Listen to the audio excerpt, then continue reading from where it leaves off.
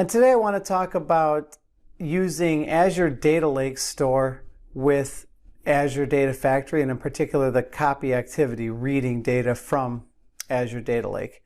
And someone asked me recently, they said, hey, I have some Excel files stored in Azure Data Lake. Can I use Azure Data Factory and the copy activity to read data from those Excel files and load it into a sync data set? In this case, it was a database.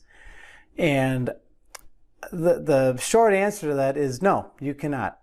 And this is a little bit confusing if you know that, or if you understand that you can store any type of file in Data Lake, which is true. You can absolutely store virtually any type of file in Data Lake, but that doesn't necessarily mean that Data Factory can read or consume files of any format out of Data Lake. And that's the key difference that I wanted to kind of explain today. So again, to be clear, Azure Data Lake Store can absolutely store, again, virtually any type of file, but Data Factory can only consume files of certain formats. And so specifically, Data Factory can consume files from Data Lake if it's in a JSON format, or if it's in a text delimited like a CSV file or a pipe delimited file, or any of three Hadoop file structures, and those are the Avro files, the ORC files, or Parquet files. So if you've got your data stored in text file, JSON,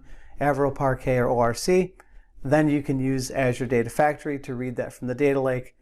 But things like Excel, you can store those in Data Lake, but you're not going to be able to use Data Factory to read that data out.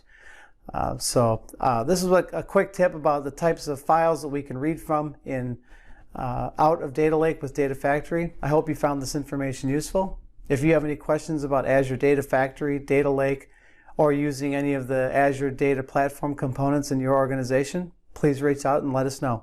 Thank you.